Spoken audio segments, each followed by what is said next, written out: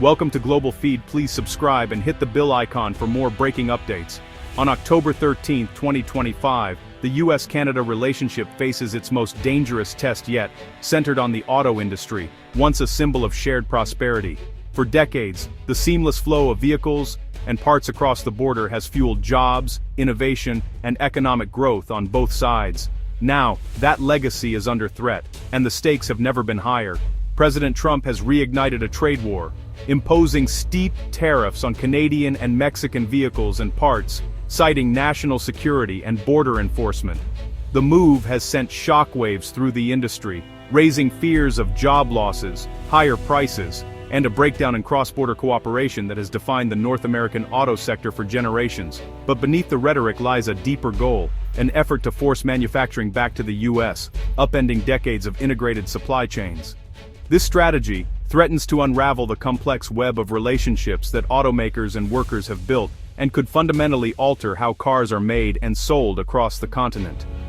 Canadian Prime Minister Mark Carney has pushed back, insisting Canadian sovereignty is not negotiable, and warning against any talk of Canada as a 51st state. He has called for unity among Canadians and urged the U.S. to respect the deep ties and mutual benefits that have defined their partnership for over a century.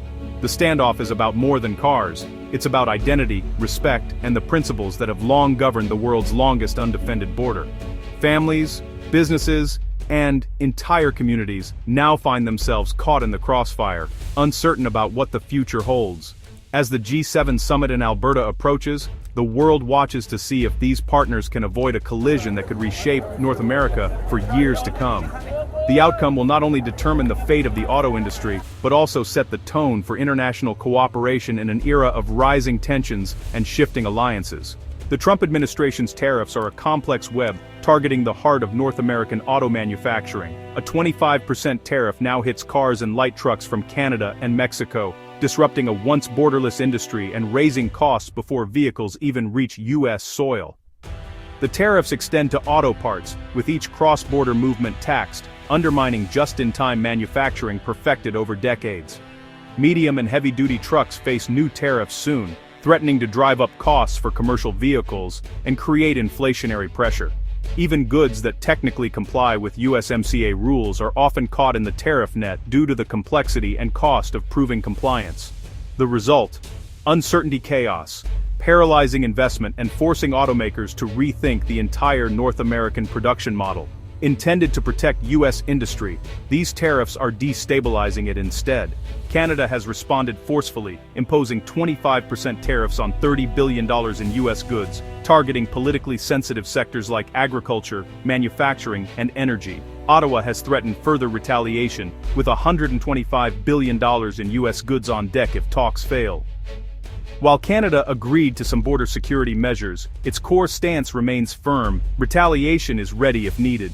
The most dramatic threat, Ontario's premier floated a 25% levy on electricity exports to the U.S., or even cutting off power to millions of Americans. This move, though suspended, underscored the deep interdependence and vulnerability of both nations.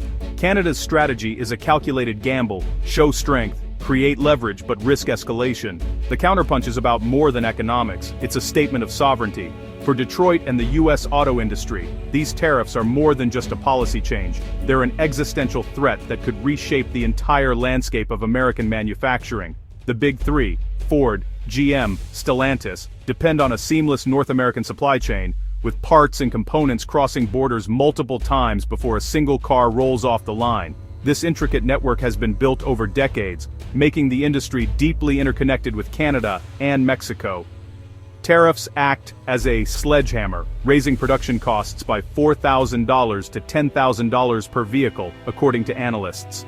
These higher costs ripple through the entire supply chain, affecting not just automakers, but also suppliers, dealerships, and, ultimately, American workers.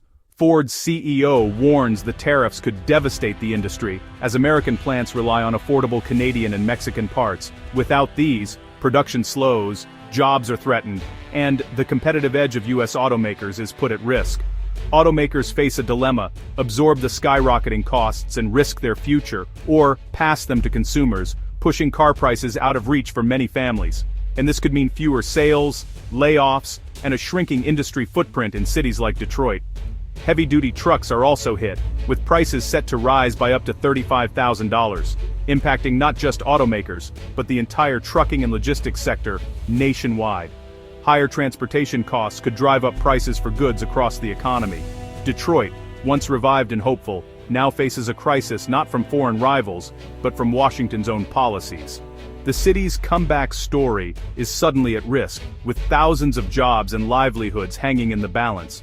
The system of cross-border cooperation that once fueled growth is now turning into economic self-harm, threatening to unravel decades of progress and partnership in the North American auto industry.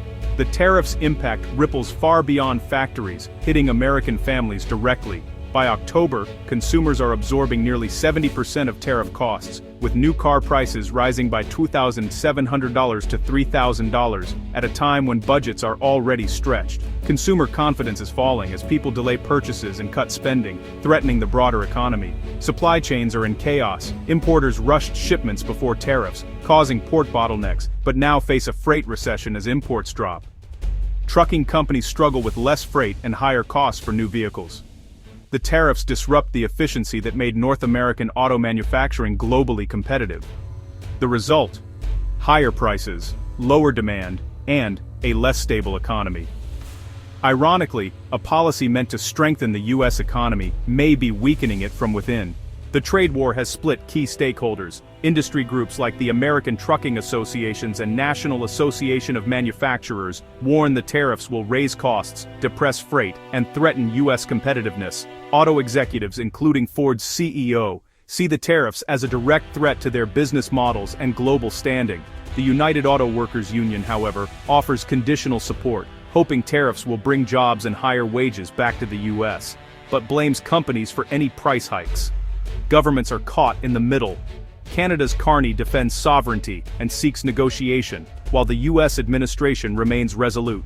The result is a cacophony: industry warning of disaster, labor seeing opportunity, and governments locked in a high-stakes standoff. The lack of consensus highlights the complexity. One group's pain is another's leverage.